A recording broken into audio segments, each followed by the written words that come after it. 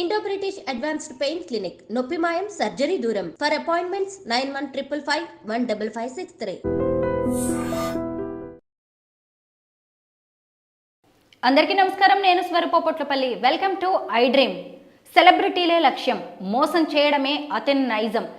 హీరోయిన్లైన సమంత, కీర్తి సురేష్లతో పాటు డిజైనర్ శిల్పారెడ్డి వంటి సెలబ్రిటీస్ని టార్గెట్గా చేసి ఏకంగా 100 కోట్లకు టోకరా వేశాడు. అతను మరెవరో కాదు, తృతీయ జ్యువెలర్స్ అధినేత కాంతిదత్. శ్రీజారెడ్డి అనే ఒక వ్యాపారవేత్త కంప్లైంట్తో అతని మోసాలన్నీ బయటకు వచ్చాయి. జూబ్లీహిల్స్ పోలీసులు అతన్ని అరెస్ట్ చేసి కటకటాల పాలు చేశారు. ఏంటి, సెలబ్రిటీస్ కూడా ఇలా మోసపోతున్నారా? కోట్ల కొద్దీ ఎందుకు ఇలాగా పెట్టుబడులుగా పెట్టేసి ఎవరినో నమ్మి మోసపోతే తర్వాత పరిస్థితి ఏంటి? ఇలాంటి విషయాల మీద మాట్లాడడానికి సోషల్ యాక్టివిస్ట్ కృష్ణకుమారి గారు నాతో పాటు ఉన్నారు. మేడం నమస్తే. నమస్తే. చూసారు కదా, ఏకంగా బాలీవుడ్ నుంచి పరిణీతి చోప్రాని తీసుకొచ్చేసి బ్రాండ్ అంబాసిడర్ అని నమ్మించి ఆమెకి ఇవ్వాల్సిన రెమ్యునరేషన్ని కూడా పెట్టుబడులు పెట్టించాడు. అంటే ఎంత తెలివైన వాడో చూసారా మేడం? ఇలా సెలబ్రిటీస్ కూడా మోసపోతుండడంతో దీన్ని మనం ఎలా చూడాలి? అంటే తెలివితేటలు అందరికీ ఉంటాయండి. తెలివి తక్కువ వాళ్ళు ఎవరు ఉండొచ్చు, అది వేరే విషయం. ఒక ఏరియాలో తెలివి తక్కువగా ఉన్నా ఇంకొక ఏరియాలో తెలివితేటలు ఉంటాయి. ప్రతి ఒక్కరికి తెలివితేటలు ఉంటాయి. కాకపోతే ఈ తెలివితేటలు దేనికి వాడుతున్నారు అనేది ఇంపార్టెంట్. ఇప్పుడు ఇతను కూడా చాలా చిన్న వయసు, చాలా తెలివైన వాడిగా కనిపిస్తున్నాడు. స్ఫురద్రూపి, చూస్తే ఎవరైనా ఆకట్టుకోగలిగిన మాటలు, రూపము అన్నీ ఉన్నాయి. పైగా దానికి తోడు అతను పేపర్ మీద అతను ఇస్తున్న ఫిగర్స్ చూస్తే వాళ్ళకే మతిపోతుంది. ఇప్పుడు మామూలుగా ఎవరన్నా ఓ 10 రూపాయలు అడిగే దగ్గర 100 రూపాయలు అడిగారు అనుకోండి, మనని ఏమన్నా ఛార్జీల విషయంలోన. నీకు తెలుసా 100 రూపాయలకి ఎన్ని రూపాయలు ఉంటాయో అని అడుగుతాం, అవునా? అంటే వాస్తవానికి దూరంగా వెళ్ళి మాట్లాడుతున్నాడు కాబట్టి అలా అంటాం మనం. అలాగే ఇప్పుడు ఇతను కూడా చాలా వాస్తవానికి దూరంగా మాట్లాడుతున్నాడు, కానీ అతను అనే సాహసం చేయలే. ఎప్పుడైనా ఏం ఆలోచిస్తారంటే ఎవరన్నా బిజీగా ఉన్నవాళ్ళు మోసాన్ని అర్థం చేసుకునే లోపే మోసపోతారు. వాళ్ళ బిజీ లైఫ్లో వాళ్ళు ఇంత తర్కించుకునే తెలివితేటలు ఉండవు. జనరల్గా ఇట్లాంటి వాళ్ళందరూ మేనేజర్ల ద్వారా వస్తారు. వీళ్ళు మేనేజర్ని పట్టుకుంటే పనులు అయిపోతాయి వీళ్ళకి. ఆ మేనేజర్ చెవిలో జోరేగిలాగా మంచోడు మేడం, ఒకసారి మాట్లాడండి మేడం, మీరు నిర్ణయం తీసుకున్నారో లేదు, ఒకసారి వినండి మేడం. ఇంత మార్కెటింగ్ స్టైల్ అనమాట. అలా ఎంటర్ అవుతాడు వీళ్ళలో. ఒకళ్ళ దగ్గర ఎంటర్ అయిన తర్వాత ఇక అతనికి ఎంట్రన్స్ చాలా ఈజీ అయిపోతుంది. ఒక అబద్ధం ఆడిన తర్వాత ఇంకో అబద్ధం ఆడటం చాలా ఈజీ. ఒక్క అబద్ధం ఆడేలోపే ఉంటుంది ఆ భయము, బెరుకు, అవన్నీ పోతాయి. పోయి ఆరితేరిపోతారనమాట. ఇక అట్లా ఒకళ్ళ తర్వాత ఒకళ్ళు. అతను ఒక ఆనందాన్ని అనుభవిస్తున్నాడు ఈ విషయంలో. ఇంత పెద్ద సెలబ్రిటీ నేను చెప్పిన మాటలకు పడిపోయింది. జనాలంతా ఈవిడికి పడిపోతుంటే ఈవిడ నాకు పడిపోయింది. ఆ కిక్కు వేరబ్బా, అది ఇచ్చే కిక్కు మామూలుగా ఉండదు. ఆ కిక్కుతోటి 1000 ఏనుగుల బలం వస్తుంది. ఈ 1000 ఏనుగుల బలంతో ఇంకొకరిని చేయటం. అయితే ఈ మొత్తం వెనక ఒక ఫియర్ అండ్ గ్రీడ్ ఉంటుంది. ఏంటంటే, సరే మనం బిజీగా ఉన్నాము, మన దగ్గర డబ్బులు ఉన్నాయి, 4 డబ్బులు అవుతాయి, నష్టం ఏంటి అనే ఒక ఆశ. ఇది గ్రీడ్. ఫియర్ ఏంటి? ఇక్కడ ఏం జరిగినా కానీ మూసిపెట్టి కూర్చోవటం. ఎవరికి తెలిస్తే ఏమవుతుందో, ఎవరికి ఈ విషయం తెలిస్తే నన్ను తెలివి తక్కువ అనుకుంటారు. ఆల్రెడీ వీళ్ళకి సొసైటీలో ఒక నేమ్ అండ్ ఫేమ్ ఉంటాయి. ఎవరైనా ఎగతాళి చేస్తారేమో, సరే పోతే పోయింది, ఈ డబ్బులు పోతే పోయినాయి అని ఒక మనస్తత్వంలో వాళ్ళు ఉన్నారనుకోండి, ఏమవుతుంది? ఇప్పుడు ఒకరు చెప్పారనుకోండి ఈ విషయం, జరిగిన విషయాన్ని ఒకరు చెప్తే ఇంకొకరికి తెలుస్తుంది. ఆ ఒక్కరే చెప్పకుండా ఊరుకుంటే ఎలా బయటకు వస్తుంది? అసలు ఈ విషయం బయటికి రాదు. ఇప్పుడు వీళ్ళందరికీ ఎంతో కొంత అనుమానాలు వచ్చుండొచ్చు ఏదో ఒక దశలో అతని గురించి, ఏది కొంచెం దిగిన తర్వాత. కానీ ఆ దిగిన కాలుని బయటికి తీసుకోవాలి అంటే దానికి కొంత సమయం వెచ్చించాలి. వాళ్ళ దగ్గర అంత టైం ఉండదు. పోతే పోయినాయి అనుకుంటారు. వాళ్ళకి కావాల్సింది అదే. ఇట్లాంటి వాళ్ళనే మోసం చేస్తారు వాళ్ళు పని కట్టుకుని. ఎందుకంటే వాళ్ళకి డబ్బు కన్నా సమయం చాలా ఇంపార్టెంట్. ఎక్కడంటే అక్కడికి వాళ్ళు వెళ్ళలేరు. మహా అయితే ఇలాంటి ఎదవను పరిచయం చేసేవాని మేనేజర్ని 4 తిట్లు తిడతారు, అయిపోద్ది అంతటితో. వీడినైతే రప్పించుకోలేరు. మళ్ళీ వీడున్న దగ్గరికి వీళ్ళు వెళ్ళరు, వెళ్ళేంత అవసరంలో వీళ్ళు ఉండరు. ఇప్పుడు కొంతమంది డబ్బులు అప్పులు ఇచ్చి వసూలు చేసుకుంటారు. ఎలా అంటే అర్ధరాత్రి కూడా ఇంటికి వచ్చేస్తారు, తెల్లవారుజామున పాలోడి కంటే ముందు వచ్చేస్తారు ఇంటికి. అలా అయితేనే దొరుకుతారు మనుషులు. అది వసూలు చేసుకునే పద్ధతి. కానీ వీళ్ళకి అంత తీరిక ఎక్కడిది?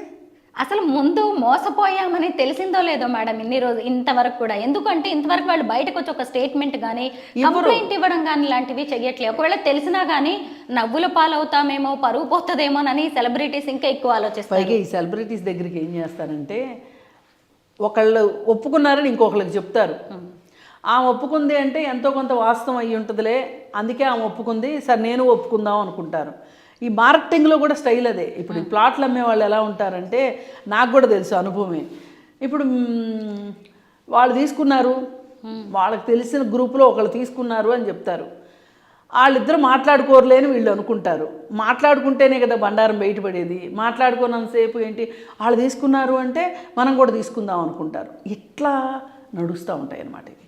ఇలా ఇతను కాకపోతే ఒక criminal attitude, anti personality trades ఉన్నవాళ్ళు మాత్రమే ఇట్లా చేయగలరు.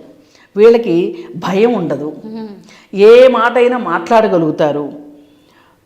అలాగే ఏదైనా వాళ్ళకి లక్ష్యం మీద ఉన్న ధ్యాస మార్గం మీద ఉండదు. ఒకటి నిర్ణయించుకుంటారు, ఇవాళ సాయంత్రం లోపు నేను ₹1 కోటి సంపాదించాలి అనుకుంటారు. ఎట్లా సంపాదిస్తాను అనేది అనవసరం వాళ్ళకి. ఈ దారి ఈ ప్రయాణంతో సంబంధం లేదు, గమ్యం మాత్రమే కావాలనుకుంటారు. అలా అనుకున్నప్పుడు వాళ్ళు ఏం చేస్తారు, ఏమైనా చేస్తారు.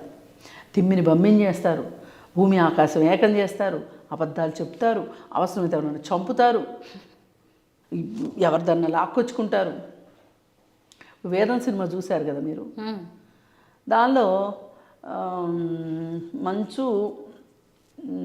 మనోజు ఒక షోకి గర్ల్ ఫ్రెండ్ని తీసుకెళ్ళాలనుకుంటాడు. టికెట్ డబ్బులు కావాలి, ఎంట్రీ ఫీజు.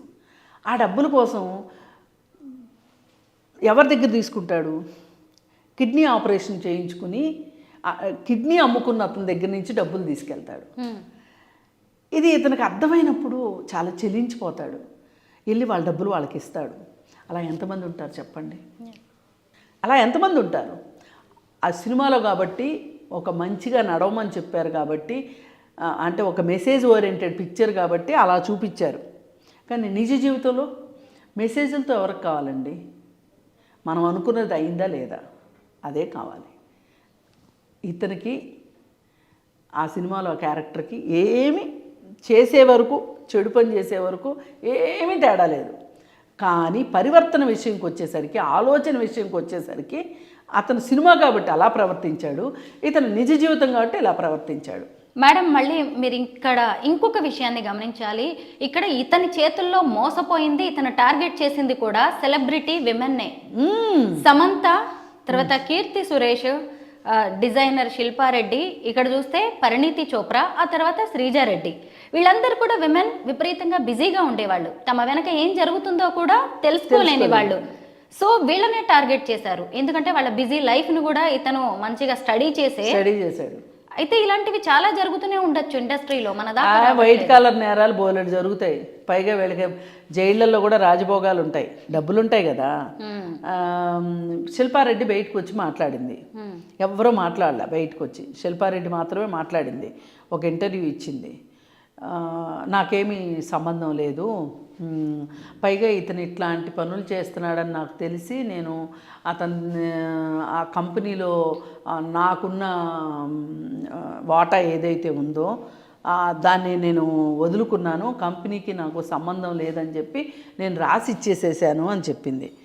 అలా చెప్పినప్పుడు నిజానికి సమంతను శిల్పారెడ్డి మంచి ఫ్రెండ్సే. మరి సమంత గారిని వార్న్ చేయలేకపోయిందా శిల్పారెడ్డి, లేకపోతే చేసినా కానీ ఈమె పట్టించుకోలేదా అనేది తెలియదు. మరి ఇప్పుడు శ్రీజారెడ్డి కంప్లైంట్ ఇవ్వకపోతే ఇది ఇంకొన్నాళ్ళు ఇలానే ఉండేది. కానీ శ్రీజారెడ్డి కంప్లైంట్ ఇచ్చింది కాబట్టి ఇది ఒక కొలిక్కి వచ్చిందని చెప్పొచ్చు. కానీ కొంచెం లాజికల్గా ఆలోచిస్తే ఇతను ఎవరైతే ఉన్నాడో ఇతని వయసు ఎంత, ఈమె ఏం చెప్పింది, అతని వయసు 22 సంవత్సరాలు అని చెప్పింది శిల్పారెడ్డి. నేను 5-6 ఏళ్ళ నుంచి బిజినెస్లు చేస్తున్నానని చెప్పాడు అని చెప్తుంది. అసలు 15-16 సంవత్సరాలకు బిజినెస్లు ఎట్లా చేస్తారు? కొంచెమన్నా మనం ఆలోచించాలి కదా. అది ఒక పాయింట్. ఆ తర్వాత అతని క్రెడిట్ హిస్టరీ ఏంటి, అతను ఇంతకుముందు చేసిన వ్యాపారాలు ఎలా చేశాడు, ఎవరితో చేశారు. ఇప్పుడు మనం మన ఇంట్లో ఒక డ్రైవర్ని అపాయింట్ చేసుకోవాలంటే నువ్వు ఇంతకుముందు ఎవరి దగ్గర పనిచేసావు అని అడుగుతాం. వాళ్ళకు ఒక ఫోన్ చేసి అడుగుతాం ఎందుకు మీ దగ్గర మానేశాడు అని. అవునా కాదా? అలాంటప్పుడు అతను ఏం చేశాడో వీళ్ళు అర్థం చేసుకోకుండా, ఎవరెవరితో కలిసి బిజినెస్లు చేశాడో అర్థం చేసుకోకుండా వీళ్ళు ఇతను నమ్మి బిజినెస్లో డబ్బులు పెట్టడం కావచ్చు, వాళ్ళ ఫేస్ని ఇవ్వటం కావచ్చు. అది ఎంతవరకు కరెక్టు? ఇప్పుడు ఇది ఈ కేసు ఎంత మాట్లాడుకుంటే అలా చాలామందికి తెలుస్తుంది. ఈ మధ్యకాలంలో కూడా చాలామంది మీకు 3 రూపాయలు వడ్డీ ఇస్తాము, 5 రూపాయలు వడ్డీ ఇస్తాము అని చెప్పి అసలు చుట్టాలు లేదు, ఫ్రెండ్స్ లేదు, వాళ్ళు లేదు, వీళ్ళు లేదు, వెర్రి గొర్రెలను చేసేసి కట్ చేసేసేసి కోట్లు సంపాదించేసేసి పైగా అవి ఏమన్నా వీళ్ళు అట్టు పెట్టుకుంటారా అంటే వీళ్ళపైన బాస్ ఇంకొకడు ఉంటాడు, వాళ్ళపైన బాస్ ఇంకొకడు ఉంటాడు, వాళ్ళకి వెళ్ళిపోతాయి తప్పితే వీళ్ళకేదో ఈ బిజినెస్లు చేసిన రోజులు 4 రోజులు కాస్త కార్లు బూర్లు వేసుకుని తిరుగుతారు తప్పితే, ఇస్త్రీ బట్టలు వేసుకుని తిరుగుతారు తప్పితే ఒక్కసారి స్కామ్ బయటపడింది అంటే వీళ్ళ బతుకు కుక్కలు కూడా కానవు. మేడం, ఈ స్కామ్లో మనం ఇంకొక విషయం మాట్లాడుకోవచ్చు. ముఖ్యంగా ఏంటంటే ఎవరైనా సరే, సెలబ్రిటీస్ కావచ్చు, పొలిటీషియన్స్, లేదంటే మనలాంటి కామన్ మ్యాన్ అయినా సరే, యూత్ స్టార్టప్స్ అనగానే ఎక్కువగా అట్రాక్ట్ అవుతూ ఉంటారు. ఇప్పుడు సమంత కావచ్చు, పరిణీతి చోప్రా కావచ్చు, కీర్తి సురేష్, వీళ్ళు కూడా అలాగే అట్రాక్ట్ అయ్యారు.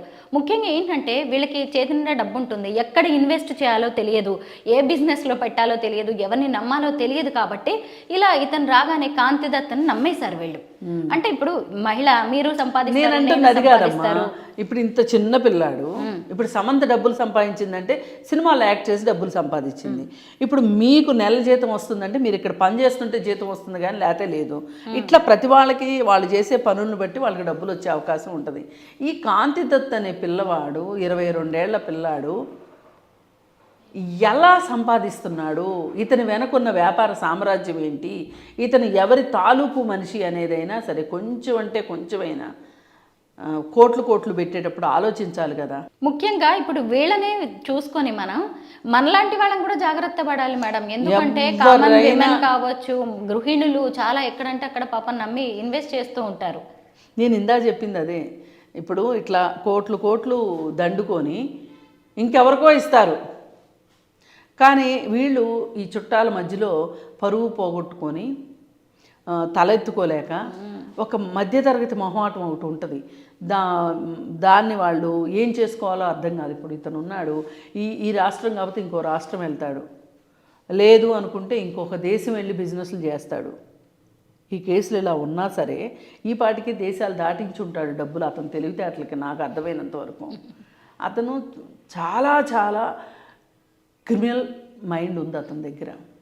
తెలివితేటలు కాదు, వీటిని తెలివితేటలు అనరు. అసలు తెలివితేటలు అనే మాట వాడే తెలివితేటలకి మనం అపఖ్యాతిని మూటగట్టిన వాళ్ళం అవుతాం. మోసకారితనం, మోసకారి బుద్ధి, అంతే. మోసంతో తిమ్మిని బమ్మిని చేసి ఇప్పుడు తన దగ్గర లేని రూపాయిని ఉన్నట్లుగా భ్రమింపజేశాడు. ఈ ఏజ్లోనే ఇలా ఉంటే అసలు అతని వయసు పెరిగే కొద్దీ ఇంకెన్ని మోసాలు చేసే అవకాశం ఉంది. ప్రభుత్వం ఇప్పుడే గట్టి చర్యలు తీసుకోవాల్సింది, పోలీసులు కావచ్చు తీసుకోవాలి. ఇంకొకటి కూడా చేయాలి, ఇట్లాంటి నేరస్తుల పట్ల వీళ్ళకి సైకోమెట్రిక్ టెస్టులు చేసి వీళ్ళ మనస్తత్వాన్ని విశ్లేషణ చేసి దానికి తగ్గట్టుగా వీళ్ళకి చికిత్స అందిస్తే తప్పితే, లేదు అనుకుంటే ఇట్లాంటి వాళ్ళు రాటుదేలిపోయి జైలుకి వెళ్ళిన తర్వాత ఇంకా కొంతమంది నేరస్తులను చూసి ఇంకా కొన్ని నేరాలు నేర్చుకొని వీళ్ళు ఇంకొంచెం రాటుదేలిన వాళ్ళలాగా వచ్చి మళ్ళీ సమాజం మీద, ఇప్పుడు ఈ రాష్ట్రం కాకపోతే ఇంకొక రాష్ట్రం ఎవరికి తెలుస్తుంది చెప్పండి. ఇప్పుడు ఈ వయసుకే ఇంత చేసినోడు దీనికి ఒక్కసారి జైలుకి వెళ్తాడు, తర్వాత ఏం జరుగుతుంది? కొన్నాళ్ళు ఉన్న తర్వాత ట్రయల్లోకి వస్తుంది కేసు, ఎప్పటికో వస్తుంది ఆర్థిక నేరాల విషయంలో. వచ్చినప్పుడు తిరుగుతాడు, శిక్ష పడేది ఎప్పటికీ? ఏ 12 ఏళ్ళకో 15 ఏళ్ళకో. ఈ నేరాలన్నీ తెలియని వాళ్ళ చోటకి వెళ్ళి చేయడానికి గ్యారంటీ ఏంటి? అందుకే ఇతన్ని ఇప్పుడు ఇది చిన్న దొంగతనం అని నేను అనను, చిన్న మోసం అని నేను అనను. ఇప్పుడైతే చట్టానికి దొరికాడు కదా, దొరికినప్పుడు అతన్ని ప్రభుత్వం సరి అయిన రీతిలో అతన్ని సంస్కరణ చెయ్యాలి. ఈ హీరోయిన్స్ని ఇతను ఎలా టార్గెట్ చేస్తున్నాడంటే మేడం, తన జ్యువెలరీ షాప్స్కి వీళ్ళని బ్రాండ్ అంబాసిడర్స్గా సెలెక్ట్ చేసుకుంటున్నాడు. ఈ జ్యువెలరీ షాప్స్ అనే కాదు, తన బిజినెస్కి సెలెక్ట్ చేసుకోవడం, వాళ్ళకి ఇంత రెమ్యునరేషన్ ఇవ్వడం, తర్వాత మళ్ళీ అదే రెమ్యునరేషన్ని ఇన్వెస్ట్ చేయించడం ఆయన బిజినెస్లో. వీళ్ళు కూడా ఎక్కడో ఒక చోట అమౌంట్ వస్తుంది కదా అనుకున్నారు. ఈవెన్ పరిణీతి చోప్రా కూడా అలాగే పెట్టేసింది. ఇంకొకటి ఏంటంటే ఇక్కడ ఉన్నది కామన్ పాయింట్ గోల్డ్ అనగానే మనం ఏమైనా ఎక్కువగా అట్రాక్ట్ అవుతూ ఉంటారు కదా, మనం కూడా ఎన్నో స్కీమ్స్ కడుతూ ఉంటాం, అవి స్కామ్లుగా మారుతాయని మనం కూడా అనుకోలేము. ఈ సంఘటనను చూసి ఇక నుంచైనా మహిళలు కావచ్చు, మిగతా ఎవరైనా సరే ఎలా జాగ్రత్త పడాలంటారు? ఇదే అసలు మీరు తెలియని వాళ్ళని నమ్మొద్దు. మొదటి మాట, మీరు అంతగా మీ దగ్గర డబ్బు ఉంటే గోల్డ్ కొని పెట్టుకోండి ఇంట్లో. ద సేఫెస్ట్, అది ఎవ్వరూ తీసుకోలేరు. ఆభరణాలే చేయించుకోకర్లా, గోల్డ్ దాచి పెట్టుకోవచ్చు. లేదు అనుకుంటే పోస్ట్ ఆఫీసు రికరింగ్ డిపాజిట్స్ ఉంటాయి, ఎల్ఐసిలో మనం పెట్టుకోవచ్చు, సింగిల్ ప్రీమియం పాలసీలు ఉంటాయి. ఒక బాండ్ ఇస్తారు అంతే ఎల్ఐసి వాళ్ళు. ఆ బాండ్ పోద్దనే భయం లేదు. బాండ్ పోతే కూడా ఏమీ కాదు, డూప్లికేట్ బాండ్ దొరుకుతుంది మనకి. మర్చిపోవాలంతే. ఒక 5 ఏళ్ళకి వేసేసేయండి. 5 ఏళ్లకు ఎవ్వరు మోసం చేయరు కదా మిమ్మల్ని. కానీ అక్కడ వచ్చే ఇంట్రెస్ట్ రేట్ తక్కువ. మిమ్మల్ని నమ్మించి బులిపించి మాయ చేసేవాళ్ళు చెప్పే ఇంట్రెస్ట్ రేట్లు ఎక్కువ. కానీ ఇక్కడ అసలు ఉంటుందో తెలియదు, వడ్డీ ఉంటుందో తెలియదు. కానీ అక్కడ అసలు ఉంటుంది, వడ్డీ ఉంటుంది. మీరు గవర్నమెంట్ పోస్ట్ ఆఫీసుల్ని ఇట్లాంటి వాళ్ళని నమ్ముకోండి. మహిళలు ఎవరైనా మీ దగ్గర డబ్బు ఉంటే గోల్డ్ కొని లాకర్లో పెట్టుకోండి. ఎప్పటికైనా పనికి వస్తుంది గోల్డ్ ఎక్కడికి పోదు. లేదు అంటారా, మీకు నమ్మకమైన చోట ఎక్కడన్నా మీ దగ్గర ఉన్న డబ్బుకి సరిపడా ఏదన్నా చిన్న ల్యాండ్ కొనుక్కోండి, ఇన్స్టాల్మెంట్లో ల్యాండ్ కొనుక్కోండి.